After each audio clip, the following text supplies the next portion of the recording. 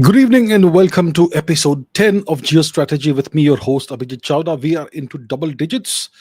Uh, this is not a news show. This is a forward looking show in which we try to deduce what could happen going forward in the world geopolitically based on what's happened and what the situation is like. So let us get into this week's episode, the first episode for this week. This is a global intelligence briefing, and we're going to do some forecasting and some scenarios. And let us begin with the most impactful developments that have happened in the past week. Let's take a look at that. So, what have been the most impactful developments that happened in the past week? We have NATO's defense spending, which is going to shoot up now because of Mr. Trump. There is Russia's largest ever aerial assault on Ukraine till date in the current war, the Ukraine war.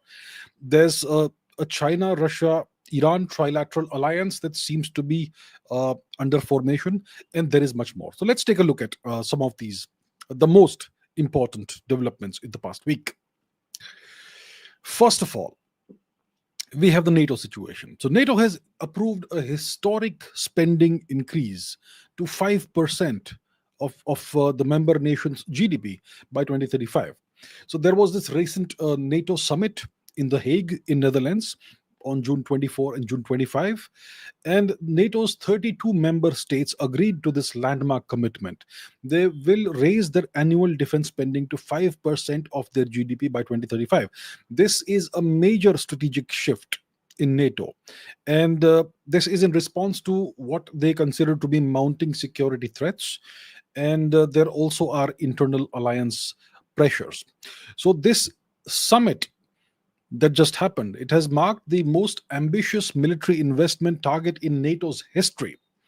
The long-standing benchmark in NATO is 2% of the nation's GDP. But now it's going to ramp up to 5% over the next 10 years. And what does this indicate? It indicates there are heightened tensions in NATO over Russia. There are heightened concerns in NATO over Russia. There are heightened concerns over hybrid threats and global instability. So this decision to increase the annual defense spending to 5%, it is the most significant military investment escalation in Europe since the Cold War. And this could signal a fundamental shift in the West's military posture. It signals that NATO is strategically pivoting towards long-term competition with both Russia and China. And this will have the effect of accelerating global military spending and technological arms races. We are in the middle of multiple technological arms races, the semiconductor arms race, the AI arms race, and much more, hypersonics, space technology, so much more. So all of this is now going to accelerate. So this decision by NATO, it comes amid a lot of amid very significant transitions within key member states of NATO. And there have been persistent questions about US commitment to European security. There were questions being raised about Mr. Donald Trump and his commitment to NATO's Article 5, for example. So all this happens in the midst of all of those uncertainties, and this new spending pledge is designed to strengthen NATO's deterrence and resilience across traditional domains and emerging domains, including cyber security, cyber and infrastructure. But the scale of this commitment, it's going to pose challenges for some of the NATO member states, because this new target will force a fundamental restructuring of the European economies and defense industries. And the objective is to create a more militarily capable European pillar within NATO. But some member states are raising concerns about the diversion of resources from other priorities like climate action and so on. So that's the thing. So the new target is 5% increase from 2% to 5% of GDP by 2035. What's been the immediate impact of this like? So European defense stocks have rallied, and nations like Germany, Canada, and Turkey announced plans for military expansion. and procurement. And this agreement was it came under it happened because of pressure from US President Donald Trump, and he hailed this agreement as a monumental win for the United States in burden sharing. So until now, the U.S. has been sharing the has been taking up the lion's share of the expenditure burden for NATO. So now there's going to be more burden sharing, and various European nations will contribute more. So it's a monumental win for the U.S. from Mr. Trump's perspective in terms of burden sharing. So that's a very big development that's happened in the past week. Now let's talk about the Ukraine conflict. So Russia has launched its largest aerial attack of this war thus far. And this is a significant escalation in the Ukraine conflict. And we have discussed this over the past month how Ukraine has significantly initially escalated uh, uh, the war by carrying out long range strikes on Russian infrastructure, on Russian aerial assets. It launched Operation Spiderweb, which destroyed a significant number of Russian strategic bombers and so on. So naturally, as predicted by me, as forecasted in the initial episodes of Geostrategy, Russia has been responding, and this could be a continuation of the Russian response. So, what's this attack been like? Russia deployed more than 530 missiles and drones, and these assets targeted critical Ukrainian infrastructure and cities across Ukraine. This attack prompted NATO to scramble aircraft over Poland, and this attack resulted in the first confirmed downing of a Ukrainian F 16 fighter plane. So, why does this matter? So, this escalation is kind of unprecedented, and it demonstrates Russia's commitment to overwhelming Ukrainian defenses and degrading Ukraine's infrastructure. Even and at the same time, Russia is signaling that it's open to peace talks. So this is a dual track strategy that Russia is employing, and the objective is to create maximum leverage and to fracture Western resolve by simultaneously employing extreme military pressure along with tactical diplomatic overtures. So the F 16. So the loss of a Western supplied F 16 is a significant tactical victory for Russia. And this raises questions about the survivability of advanced Western assets like F 16s and fighter planes and other things in this conflict. And this could potentially influence future aid decisions about aid and weaponry that could potentially in the future be supplied to Ukraine. So this was a massive attack, huge scale. More than 530 assets were deployed, including 477 drones and 60 missiles. The first confirmed loss of a Ukrainian F 16 fighter plane and its pilot. And this coincides with a massive Russian troop buildup 111,000 troops on the Pokrovsk front. And Russia has claimed that it has now captured Ukraine's entire Luhansk region. So this is a significant escalation, and this is something that we will have to track over the next coming weeks. So this attack will most likely accelerate Western military aid to Ukraine, and the US has already signaled that it will send additional Patriot systems to Ukraine. So this is something we're gonna have to keep on tracking. What next do we have?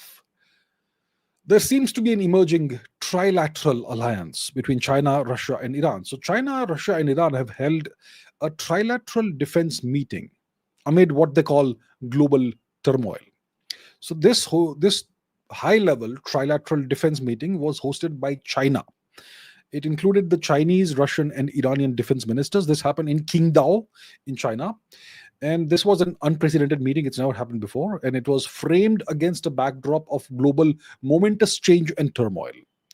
And this clearly signals deepening strategic alignment between these three nations. So why does it matter?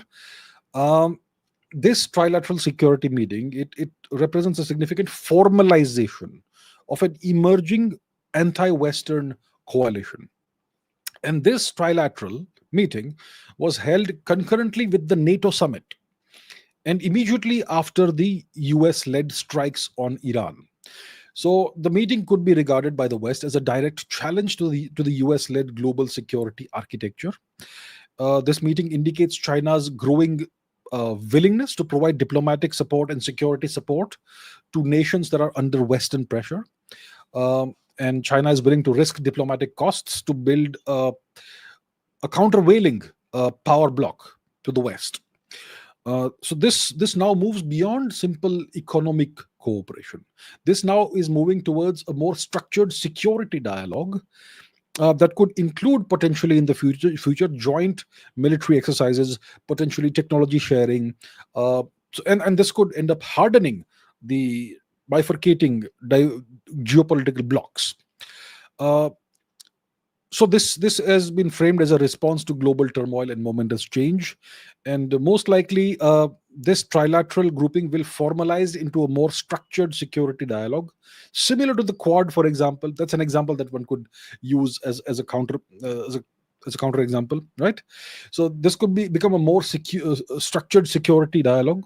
There could be regular meetings and increased military cooperation. So NATO's decision, like we discussed, NATO's decision to increase defense spending to 5% of GDP was explicitly framed as a response to the deepening China-Russia military partnership. And now we have Iran in the mix as well, right? So, and the US is now countering this alignment by establishing multi-domain commands in the Indo-Pacific region. And it's also strengthening security pacts like AUKUS and the Quad, for which it depends on India's partnership and that of Japan and Australia as well. Now, talking about Japan, Australia, and also adding South Korea to the mix, there's been an interesting development. So, Japan, South Korea, and Australia have skipped the NATO summit. And this kind of signals that these nations are now have decided to prioritize the Indo-Pacific region. The focus is going to be on the Indo-Pacific, and NATO is not very much on their agenda, on their plate. So this seems to have been a coordinated move. And these are three key US allies or assets. Japan, which has been under US occupation since 1945. South Korea, same thing, under US occupation since 1945. And Australia, which can be regarded as a US outpost. So these three key US assets did not attend the NATO summit. And this was paired with NATO shelving its own plans for a Tokyo office. So NATO and the Indo-Pacific region they seem to be decoupling. So this could signal a significant strategic realignment of US plans for the Indo-Pacific region for NATO. Maybe there will not be so much interconnection. So why does this matter? Why does this collective absence by these nations matter? So this collective absence, it demonstrates that there is a clear prioritization of regional security challenges in the Indo-Pacific region, and this is being prioritized over the broader transatlantic engagement of these three nations. And this development suggests that these three US assets believe that countering China requires a dedicated, regionally focused architecture rather than an expanded NATO mission. So NATO will focus on the issues in Europe, and these three nations, possibly with India in the mix, possibly, depends, these nations will focus on the Indo-Pacific region. So this could accelerate the development of an Indo-Pacific specific security framework or security frameworks, like possibly an enhanced Quad, maybe an enhanced AUKUS. And these frameworks will most likely, it looks like, they will operate distinctly from NATO. So this move, it reveals the limits of NATO's global ambitions.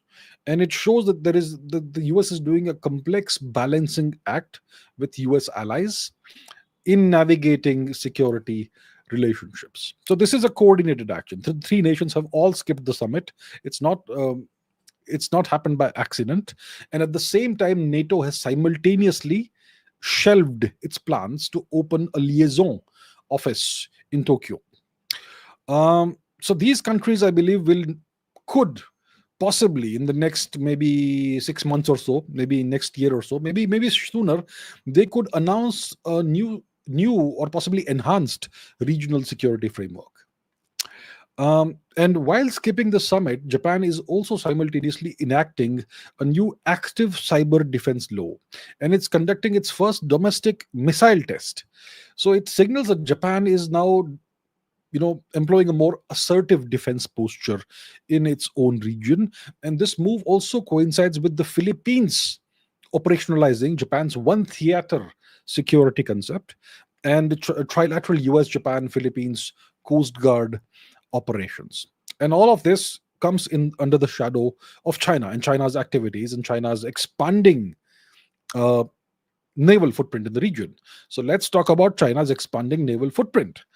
Chinese aircraft carriers have conducted a massive set of flight operations near Japan, and the objective is to signal strategic deterrence. So, two Chinese aircraft carriers conducted an unprecedented amount of large scale flight operations near Japan. This happened on June 25. And the objective was mostly to demonstrate China's enhanced power projection capabilities. This is very important because this display of Chinese carrier aviation capability near Japan, it possibly represents China's arrival as a genuine blue water naval power capable of challenging US dominance in the Western Pacific. The objective is to signal to the US that we are now a genuine blue water naval power, and we can challenge your dominance in the Western Pacific region, which has been your sole, the area where only the US has projected power in the past for the longest time.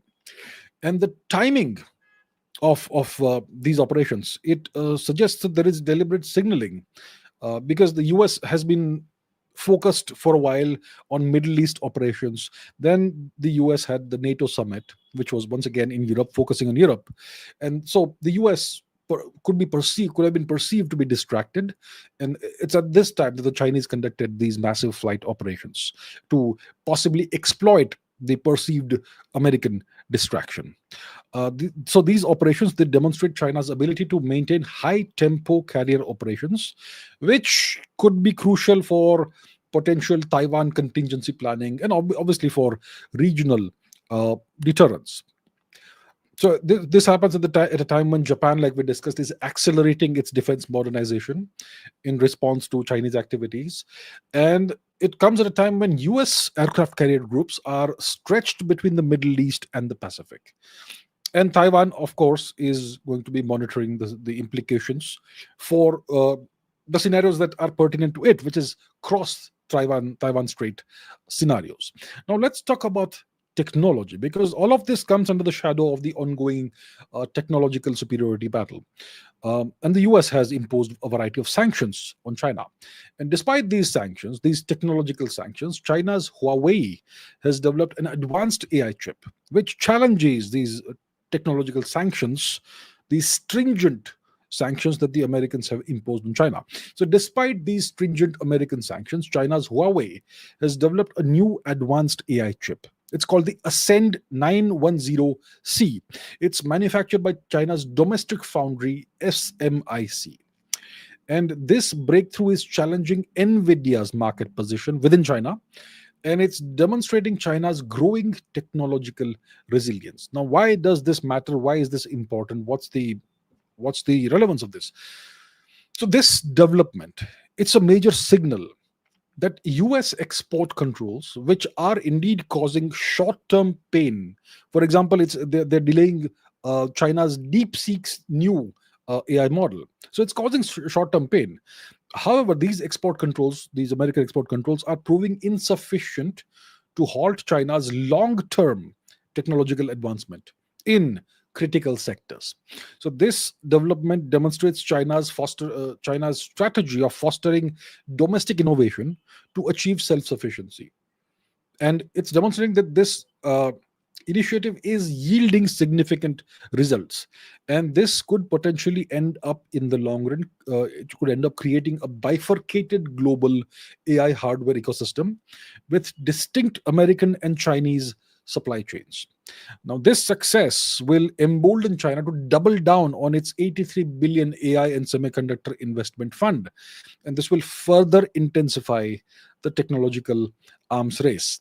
Uh, so, I expect that Chinese AI companies will accelerate their adoption of these domestic chips. And in the next 6 to 12 months, you could have the creation of a bifurcated hardware ecosystem. And this comes at a time when the US is considering to uh, employ an economic bunker buster, including 500% tariffs on China. And the US has already banned NVIDIA H20 chips from being exported to China. And the US has introduced a bipartisan bill to ban all Chinese AI from US federal agencies. So this competition, it's reshaping global supply chains, and TSMC is now shipping US-made chips back to Taiwan for advanced packaging. So you can see that there are gaps in the US ecosystem. So the tech war, the technological war, arms race, is intensifying.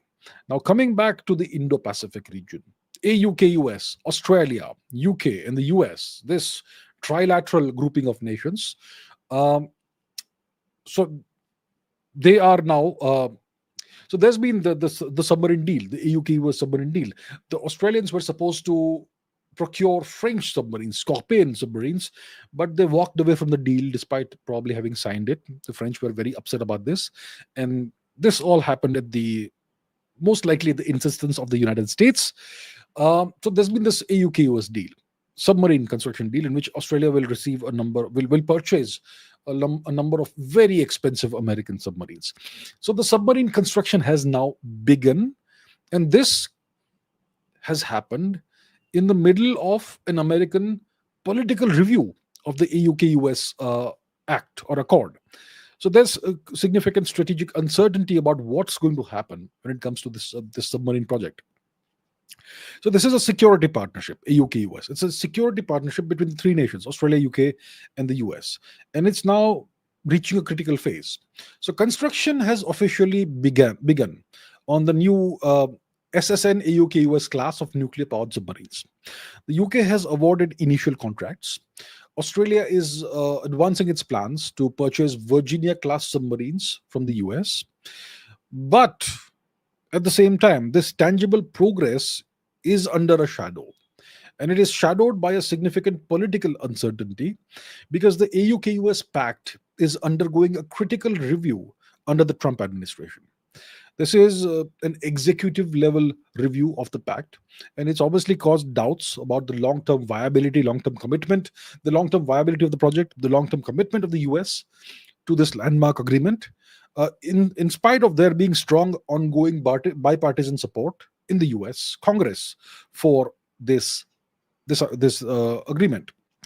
So why is this important? So there is a juxtaposition of manufacturing momentum which is going forward and political skepticism which could create inertia and resistance, right? At the same time, you have manufacturing momentum and political skepticism, juxtaposition of two opposing forces. And this creates a complex strategic picture. On the one hand, you have the commencement of the submarine construction. This moves the AUKUS Pact from a theoretical or conceptual framework to a tangible reality. This significantly bolsters American military capabilities in the Indo Pacific region. The objective is to counter China's growing naval power in the region. And this program is going to enhance Australia's power projection capabilities and deepen trilateral US, UK, Australia defense industrial integration. So the three nations will essentially have an integrated, uh, military posture in the region, and this will, if it happens, forge a more formidable allied naval presence in the Indo-Pacific region. And the fact that the construction has started, it demonstrates that the partnership maintains momentum, and it could be the cornerstone of a long-term Western strategy in the region. So this is what you have on one. On the other hand, there's a critical review of the AUKUS agreement by the Trump administration, and this injects a high level of uncertainty in all of this. It could potentially undermine the very foundation of this multi-decade agreement, this multi-decade strategic endeavor. There seems to be skepticism from up top in the White House, from Donald Trump, even though there's congressional backing for the pact. And this could lead to delays in critical capability development, and this could weaken the clear deterrence message that is intended for China. So I'm not sure what his intentions are, but this ambiguity complicates defense planning especially for Australia. And Australia's defense planning is predicated on unwavering long-term commitments from its AUKUS partners, primarily the United States. So the reliability of the US commitment is now a central question. And this could have significant implications for the future balance of power in the Indo-Pacific region. So at the same time, China is expected to continue its accelerated naval deployments, and China will clearly, definitely exploit this political uncertainty surrounding this US commitment to increase its diplomatic pressure on Pacific Island nations to resist Western American military alignments. And China will most likely portray this review as evidence that the US is an unreliable partner. And from when it comes to Russia, Russia has consistently criticized the AUK-US alliance as a destabilizing force in the region. And this is a position that clearly aligns with China's opposition to the AUK-US project. And this is now likely to be amplified in the context of the current uncertainty. What about the UK? So the UK has publicly affirmed and reaffirmed its strong commitment to the pact. And the UK seems to want to project stability despite any potential wavering from the US. But the US is the key partner. If the US pulls out, it's over. And in the meanwhile, key regional allies of the US, like Japan, and even you could put India in the mix. So Japan and India are closely monitoring the situation naturally. And this situation could be seen as the key indicator of American reliability and America's long-term strategic posture in the Indo-Pacific region. Now, when it comes to India and the US are nearing a major trade deal as the July 9 tariff deadline looms. It's just 8 days away. Today is what? July 1. Today is the 1st of July. So 8 days to go for the July 9 tariff deadline. So India and the US are said to be in the final phase of negotiating a significant trade agreement ahead of this deadline, July 9. After this deadline, the US plans to impose tariffs of up to 26% on all Indian imports. And President Trump has said that a very big deal is imminent. So this is very important for India. If it happens, this deal could be a potential breakthrough. It could represent a critical juncture in the India-US relationship, in the India-US economic relations and strategic relations. If a successful deal is achieved, it could strengthen the partnership between the two nations, right? And it could provide a significant counterbalance to China's regional economic influence and mineral supply chains. And it could accelerate the realignment, the reshaping of global technology supply chains and mineral supply chains. But the negotiations are currently deadlocked over sensitive issues. What sensitive issues? Agriculture, digital trade. And there's a parallel US threat on India. The US is threatening 500% tariffs on India over India's oil purchases from Russia. So this complicates these talks. And this, if it doesn't work out, this could risk a major rupture in the strategic partnership. So we have a deadline, July 9, after which the US plans to impose 26% tariffs on Indian imports after July 9. So there are conflicting signals. Trump is saying that there is a very big deal in the offing, and at the same time is threatening 500% tariffs over India's Russian oil imports. And the negotiations are reportedly deadlocked over politically sensitive sectors like agriculture and dairy. India's current account surplus provides economic resilience to India. It strengthens India's negotiating position, and it strengthens India's willingness to protect sensitive sectors. So, if the US doesn't keep on insisting on maximalist demands, then an agreement could happen. I think there's just a few sticking points left. Um, what's the geopolitical motivation for this deal? This potential deal is driven by mutual strategic interests in creating an economic and technological counterbalance to China. And of course, there are other tensions. Pakistan is an issue. The Operation Sindoor happened. The U.S. support for Pakistan, Trump's significant support for Pakistan, um, and so on. So yeah, these are the major um events, developments that happened over the past week or so. Now let's take a look at some soft signals. What are soft signals? Soft signals are emerging developments that do not make headlines. You'll find them on the fifth page of the news if you still have newspapers, in case you still read them. I don't, but they're generally buried somewhere in the shadows of the news. So they don't make headlines, but these developments have the potential to significantly impact global affairs in the coming months. And if we identify these soft signals early, this could provide us a strategic advantage in anticipating future challenges and opportunities. And this is a forward looking show, which is why these soft signals are important to make a note of. So what's the first soft signal?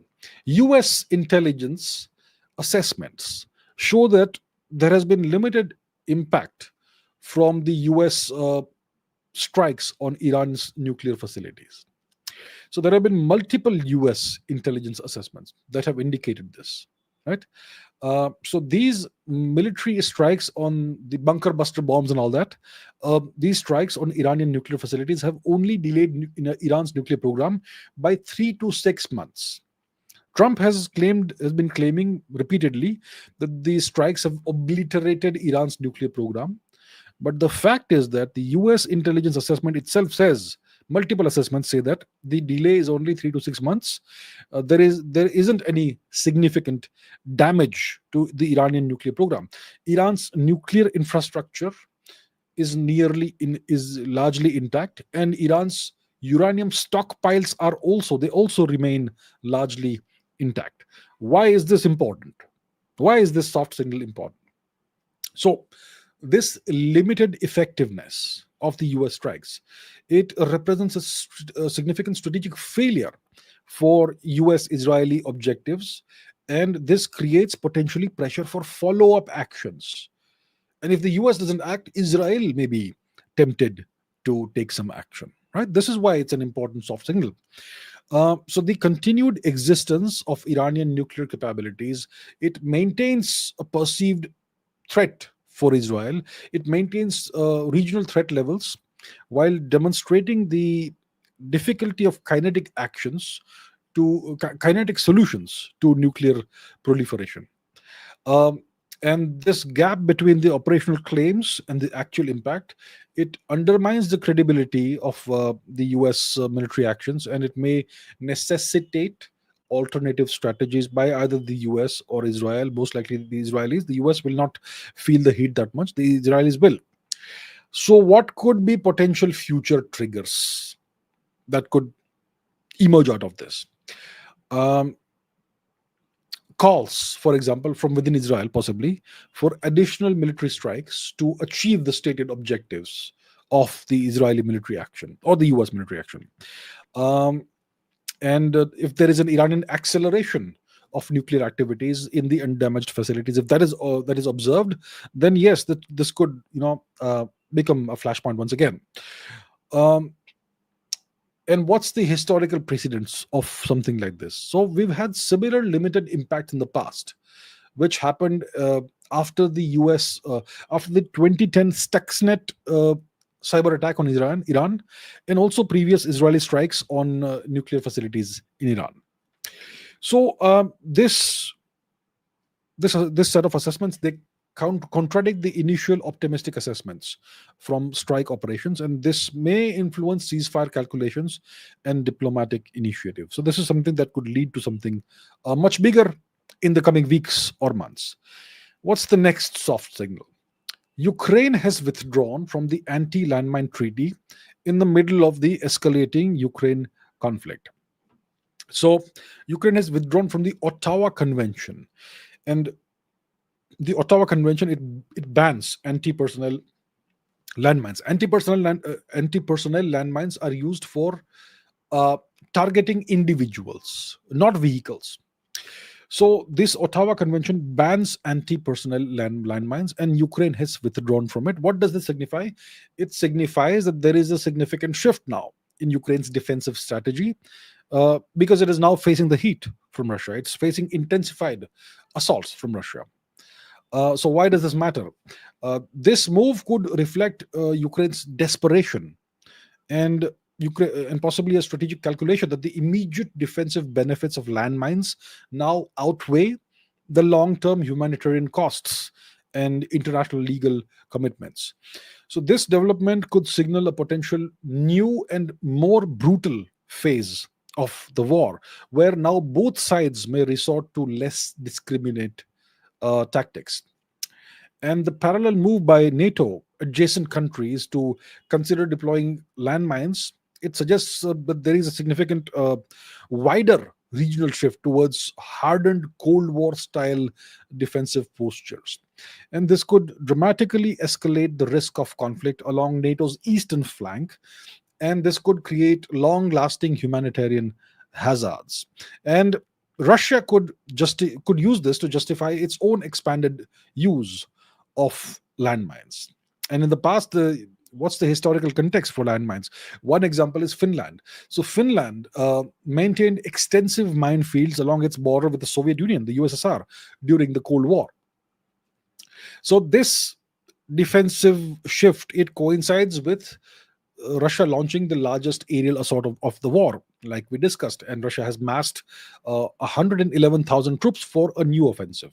So this development comes in the context of all that. Now let's talk about Pakistan. Pakistan's defense minister has admitted that China provides satellite intelligence on India to Pakistan. Right? He has publicly stated this, that China is providing satellite intelligence on India on an ongoing basis, and the defense minister has described this as very normal cooperation. So this is an unusual and very direct public acknowledgement of very deep intelligence sharing between China and Pakistan that confirms India's long held suspicions. This indicates that the China Pakistan strategic partnership has moved beyond material support. It is now moved into the field of operational intelligence integration against their common rival, which is India. So this admission by the Pakistan defense minister, it significantly alters the strategic calculus, like they say in the Indian subcontinent region, and it suggests that in any future conflict between India, any potential future conflict between India and Pakistan, India will face a two-front intelligence challenge at the very least. Intelligence challenge at the very least. And this also comes at a time when Pakistan is reportedly developing an ICBM, intercontinental ballistic missile, with Chinese assistance. So we seem to be observing the cementing of the formation of a very tightly knit strategic bloc aimed at counterbalancing India and potentially counterbalancing the India-US partnership. So we now have evidence of real-time Chinese intelligence support to Pakistan, possibly during an active India-Pakistan military confrontation. It may have happened during Operation Sindoor as well. This was suspected in the past, but it was never confirmed. And this admission by Pakistan comes at a time when India has rejected the SCO joint statement over China-Pakistan alignment. And this comes at a time when China is rolling out a new set of loans for China, $3.4 billion of loans to Pakistan. Now let's come back to India. Good news for India. reasonably positive news for India. India's GDP is projected to grow at 6.5% in the financial year 26, despite the overall global uncertainties. So S&P Global Ratings has projected that India's economy will grow at this rate, 6.5% in the fiscal year 26. And this will be supported by robust domestic consumption, and they expect that there will be favorable agricultural conditions.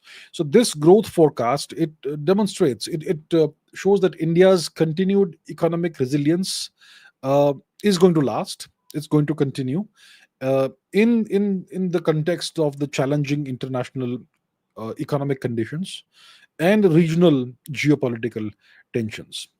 So, most likely, India will leverage its economic growth to strengthen its position in ongoing trade negotiations. I mean, this news will strengthen India's position in the ongoing trade negotiations with the US and various other partners. And India will also implement various targeted fiscal measures to sustain domestic consumption within India. The last piece of the last soft signal is this: there is a new Chinese military base in Tibet, and this has been revealed by satellite imagery. This is near the undemarcated India-Tibet border. So what's happened? Satellite imagery has revealed that there's a new Chinese military base in Tibet. This is just north of the Pangong Lake, and it's not very far from Chushul, beyond which you have Chinese occupied Tibet. That's where the LAC lies. So this military base is to the north of the Pangong Lake, maybe a few 5 or 6 kilometers from the LAC, and it's on the other side of a mountain, sheltered by a mountain from the Indian eyes and line of sight. And this is a new base; it's expanding. So the Chinese army, the so-called People's Liberation Army, it is now expanding its military footprint in the region. It's expanding its military infrastructure development in the region, and this development will enhance China's military positioning in the region, in the Himalayan region, and this will escalate tensions in the region because it makes sense for India to respond in kind. Otherwise, we get left behind. So this encapsulates in a way the ongoing geopolitical competition and territorial tensions between India and China along the undemarcated border between India and Chinese occupied Tibet. And the border is undemarcated because China has consistently and steadfastly refused to demarcate the border and to keep it an open issue in order to keep on pressurizing India. So, what could be potential future triggers to make this into to make this into a flashpoint? So, we're gonna have increased military deployments in the region from India, because if China is building more military bases, we will have to counterbalance that, right? So, there will be more infrastructure development by India, and this is going to once again escalate tensions naturally, and this is something that China has initiated and instigated, and this. Is similar. It's reminiscent of the Chinese military buildup in Doklam, in eastern Ladakh, Chinese occupied Ladakh, prior to the 2017 border standoff with India and prior to the 2020 border standoff with India. So China, on the one hand, is signaling to the world that it is attempting to de-escalate the situation with India by allowing Indian pilgrims to travel to the holy sites of Mount Kailash and Lake Mansarovar. But at the same time, it is employing these escalatory tactics and also imposing various kinds of economic sanctions on India. So that's China's dual approach.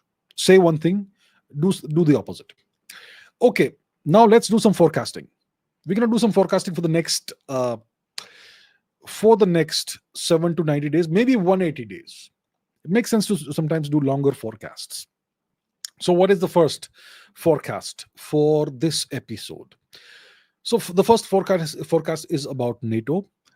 NATO, as we discussed, now has a 5% target, right? 5% of GDP. The which the agreement just happened, the historic agreement to a 5% GDP defense spending target by 2035.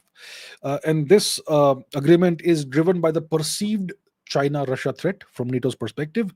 And this will catalyze a fundamental restructuring of the European defense industry. It will now move beyond incremental production and procurement to large scale industrial consolidation and integration. So let's take a look at the scenarios, the likely, less likely, and unlikely scenarios. So for this, we have three scenarios. What is scenario A? Scenario A is that there's going to be a major European defense merger or joint venture, maybe in the next 180 days. At least one mega merger or joint venture between major European defense manufacturers, Rheinmetall, BAE Systems, Thales, Leonardo, etc.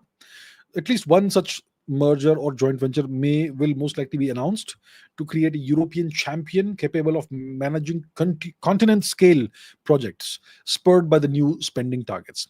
So I estimate there's a 70% probability of this happening.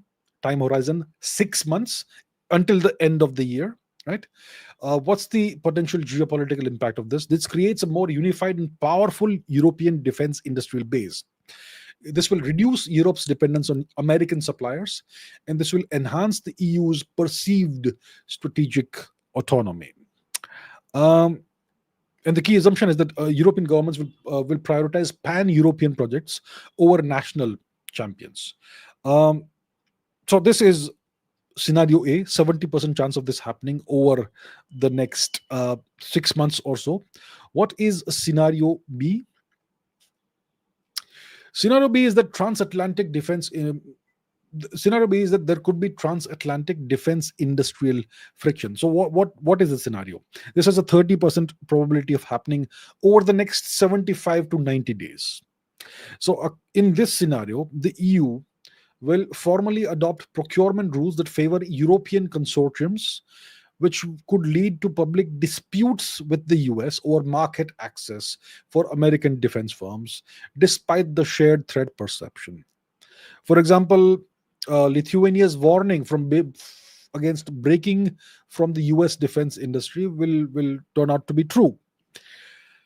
So this could create significant tension within NATO, and it could complicate interoperability and alliance cohesion. And the key assumption is that the EU desires strategic autonomy, and this desire will override its concerns about alienating the United States.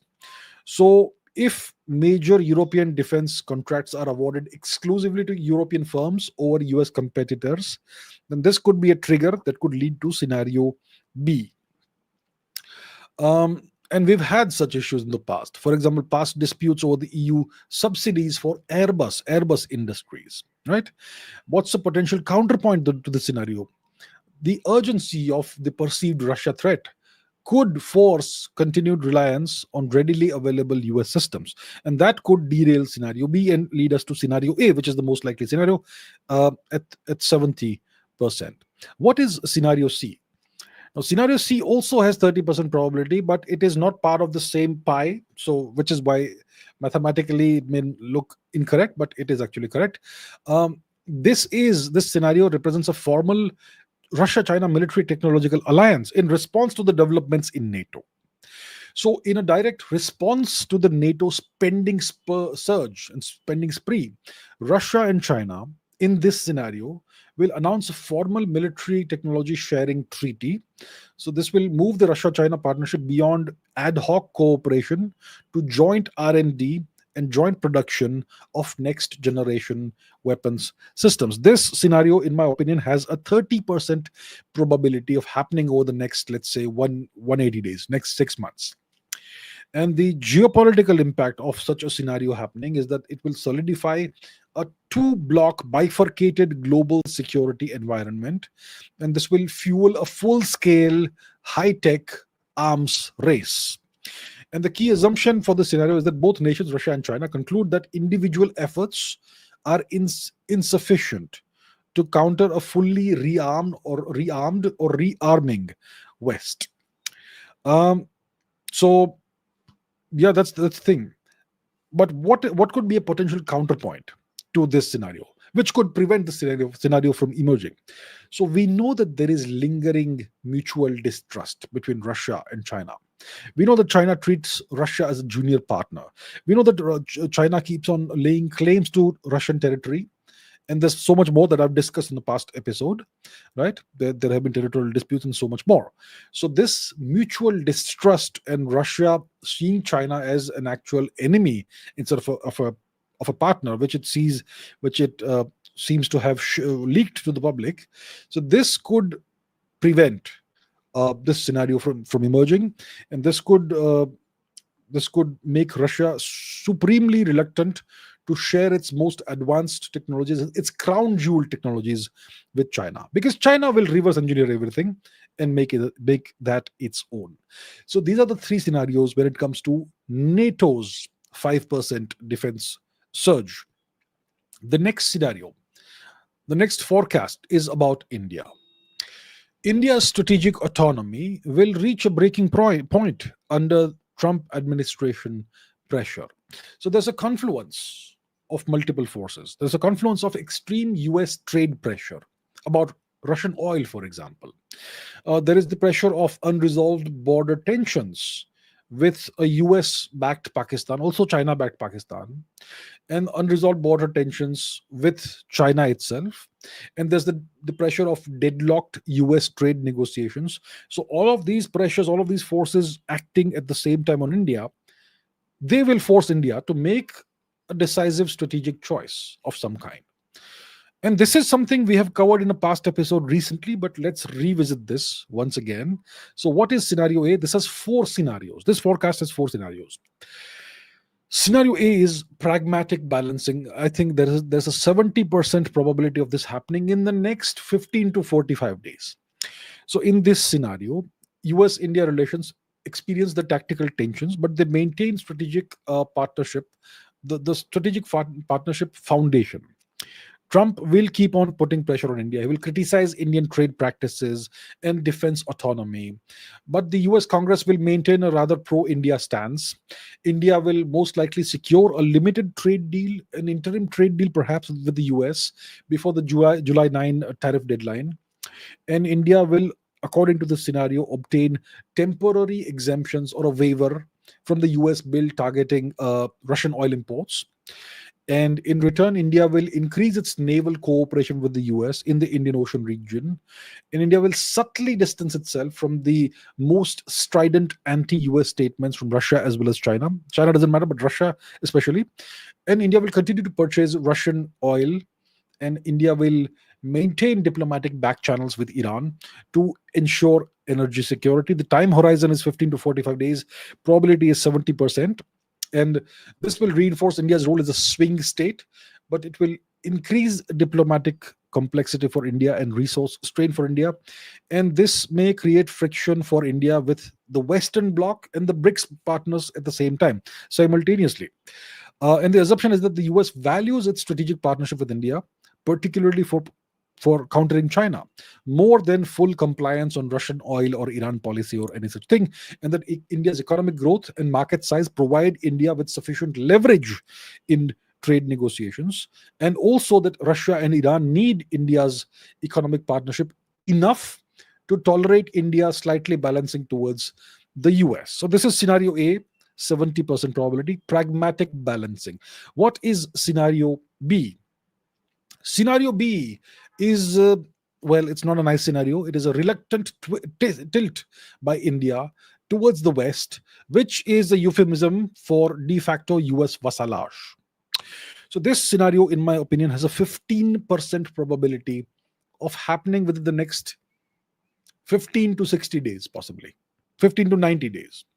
So, India will be faced with the threat. India is faced with a threat from the US of crippling 500% tariffs.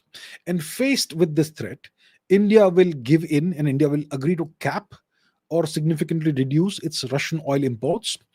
In return, the US will drop this threat of 500% tariffs, and the US will finalize a limited trade deal for India, which could include enhanced defense and technological cooperation, maybe jet engines, maybe AI, all of which will be aimed at China. So the US gets what it wants. So what does this mean for India? It represents a major strategic realignment for India, which will come under force, which will come under duress. This will weaken BRICS. It will strengthen the US-led Quad alliance, and this will, from the US perspective, it will have the eventual objective of turning India into a full-time US vassal. The key assumption is that the US tariff threat is credible and the economic impact will be too severe for India to absorb. This also assumes that India's leadership prioritizes the long-term strategic benefits of US partnership over the short-term benefits of cheap Russian oil, and is willing to sacrifice the long-term benefits of the Russia partnership. And the key trigger to watch for is the passage of Senator Graham's bill, the Russia sanctions bill, in the US Congress. What are the potential counterpoints to scenario B? India's domestic political environment may make concessions to US pressure untenable. And secondly, India may call the American bluff, believing that the US needs India as a counterbalance to China too much to apply such damaging tariffs. That is scenario B, not a nice scenario for India. 15% probability over the next 15 to, let's say, 90 days. What is scenario C? Scenario C is something we discussed in the past. Trump forces multi-alignment. This has a 10% chance of happening over the next 30 to 90 days. In this scenario, Trump will implement economic measures against Indian companies and significantly reduce US-India defense cooperation. In response, India will accelerate its partnerships with Russia, with France, with Israel, and at the same time, India will maintain selective US engagement in technology and in the Indo-Pacific security architecture. The potential geopolitical impact of scenario C on India is that there will be significant pressure, continuous and increasing US pressure on India, which could lead either to scenario B, which is becoming a US vassal, or to scenario D. So let's see what scenario D is. Well, scenario D is a highly unlikely scenario. It has a 5% probability of happening in the next 90 days. And this is a surprise Chinese de-escalation with India. So China in this scenario will seek to exploit the US-India rift. And in order to exploit this US-India rift, China will offer significant concessions to India on the border issue. And this will lead to a de-escalation between the two countries that will reduce India's security dependence on the Quad. And it will give India more maneuvering room to defy the US, to stand up to the US. This has a 5% probability of happening.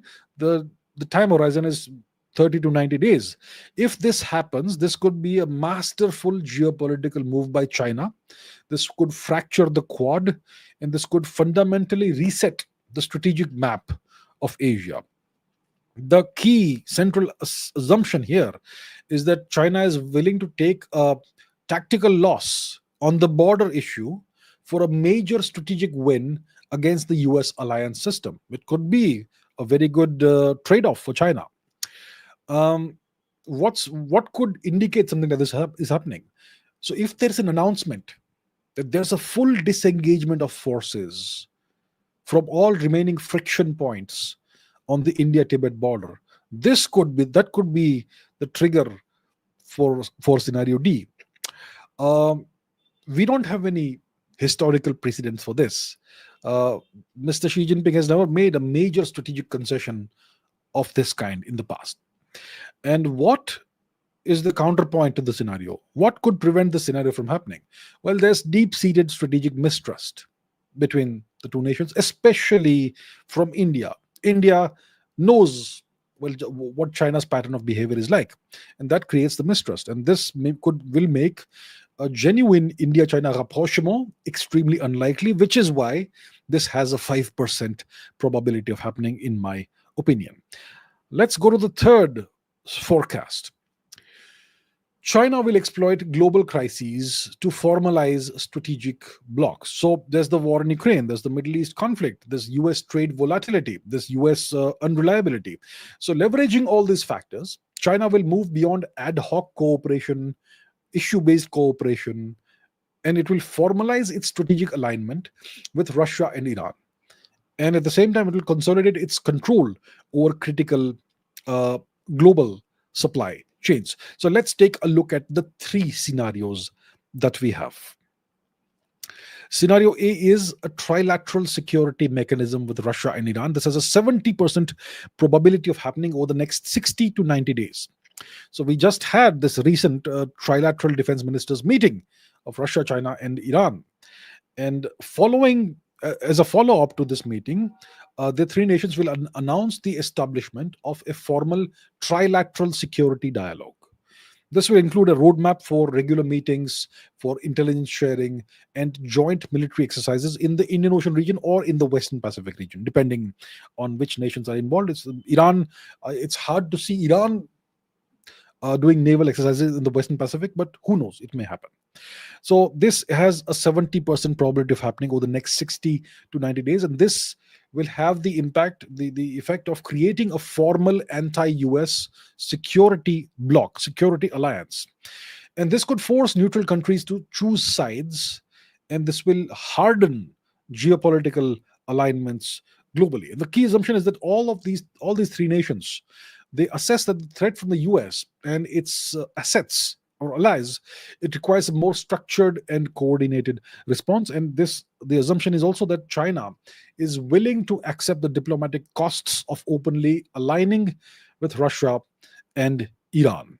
This is scenario A, 70% likelihood of happening over the next roughly 3 months. What is scenario B? So scenario B is the weaponization of critical mineral supply chains. It's already kind of happening to some extent. So in this scenario, which is a 30% probability of happening over the next 30 to 60 days, in this scenario, China will move from informal export delays to a formal, publicly announced export licensing system for specific rare earth elements and for processed lithium.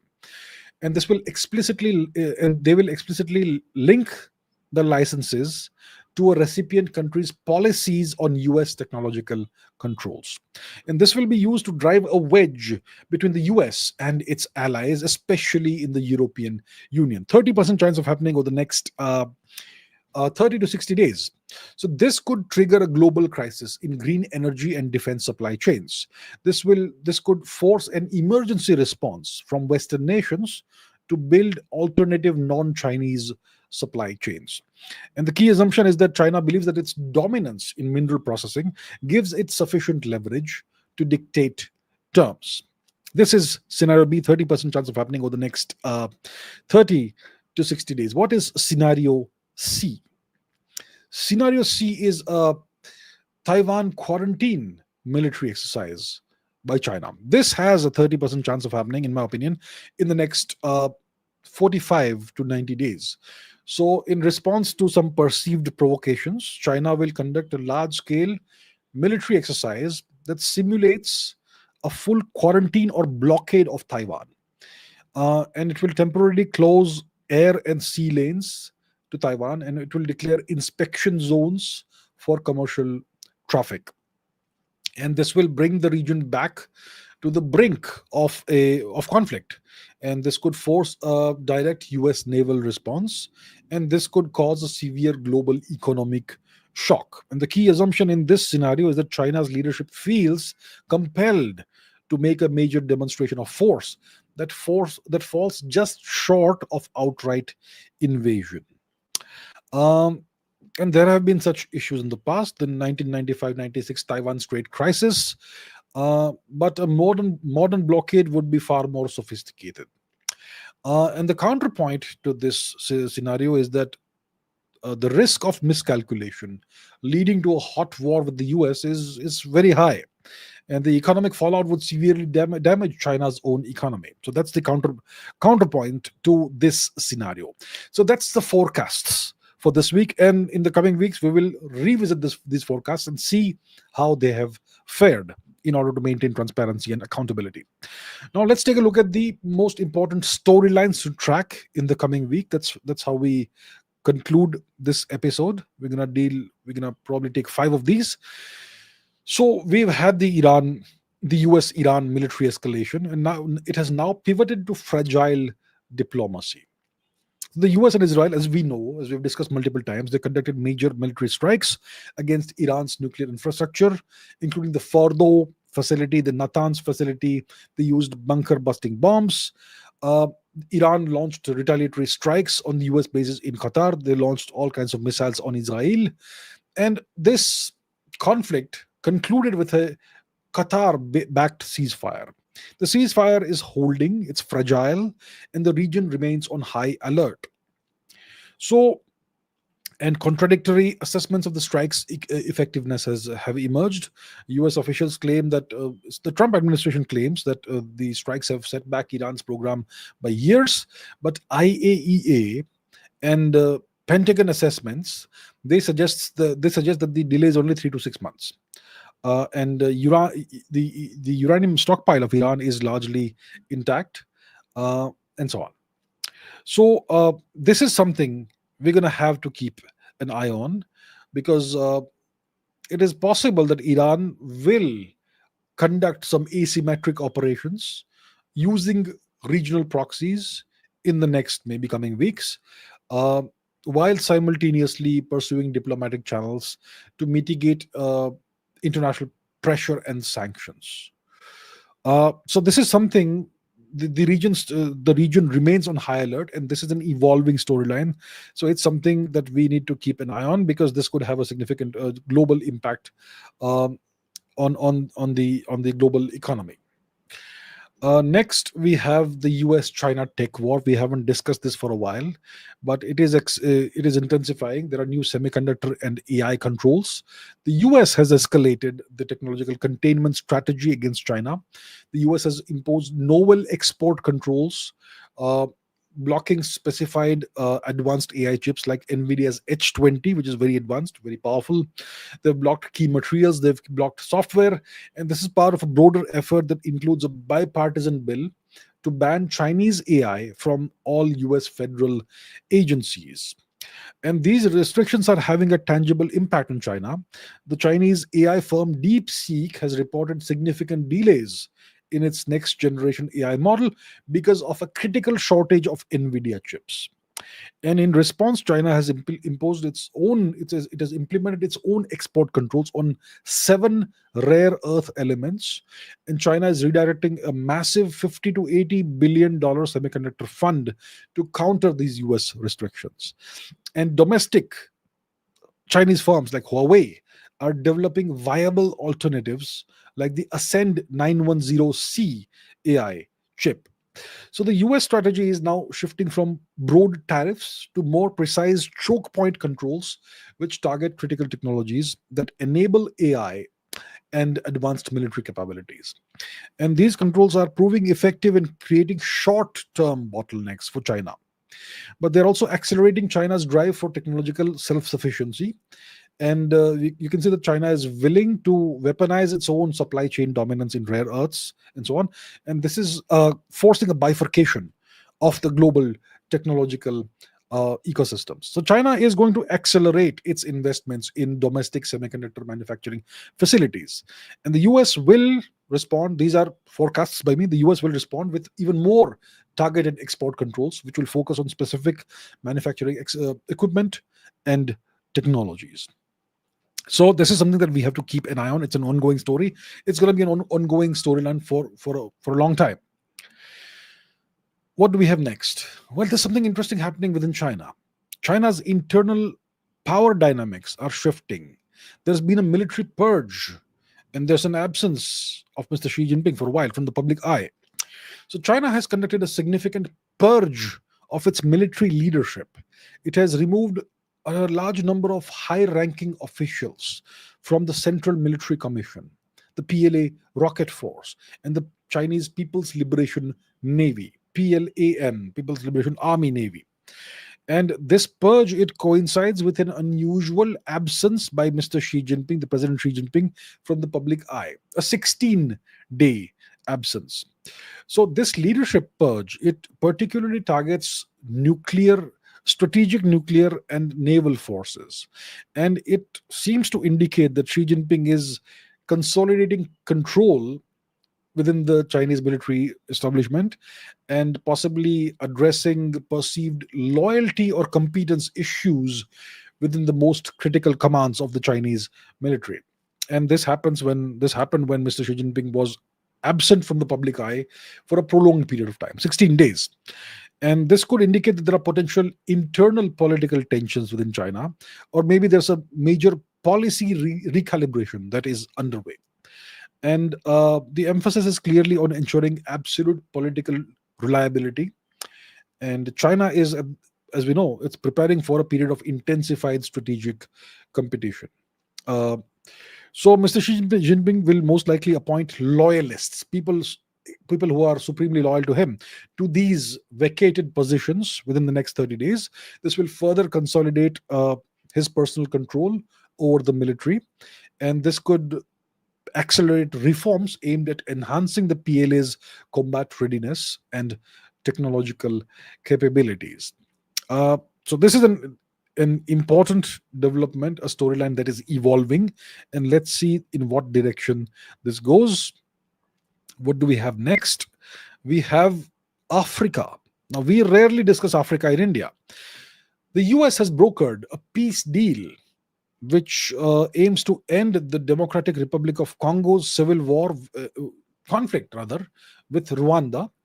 And the objective for the US is to secure critical minerals.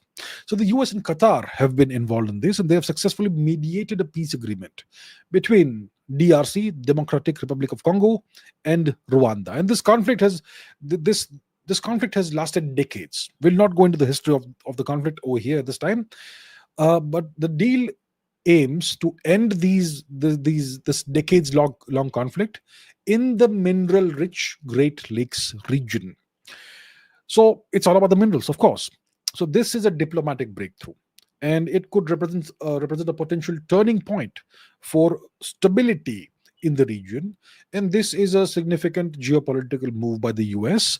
The motivation appears to be a strategic desire to secure American access to Congo's vast deposits of cobalt, lithium, and other critical minerals essential for EV batteries and advanced technology. And the objective is to challenge China's dominance in these supply chains. So, how easy it is to enforce peace in Africa? If you have minerals, if you have resources, the Americans just step in and the war is over, the conflict is over. So, this agreement, for it to be successful, uh, it will be contingent on controlling the armed proxies of the various factions like the M23 rebels, uh, and so on, which has been a persistent challenge in past peace efforts. Um, so there could be implementation challenges for this. The M23 rebels could express reservations about the agreement's binding nature, and that could threaten the fragile peace process, John. But overall, the objective is to this deal, this peace deal, is part of a broader uh, great power competition mainly between the US and China, but Russia is also involved in the Africa region, the broader Africa region. So this deal is part of this great power competition, and the competition is for African critical minerals. So the US and China are intensifying their efforts to secure supply chains. Even South Korea is in the mix. Even Russia is in the mix. So this is an ongoing situation. This mediation effort by the US, it aligns with its strategy to develop US-led, US-aligned infrastructure corridors in Africa, such as the Lobito Corridor rail project. And all of this the objective is to counter China's ongoing Belt and Road Initiative. And lastly, we have the fact that US-India relations are at an inflection point over trade, over Russia, and over India's sovereignty. Right? This and we have a July 9 deadline, tariff deadline, which is 8 days from now. So we're gonna have to keep a very sharp eye on this matter, and that's why I'm concluding with this. So India-US relations are facing severe strain.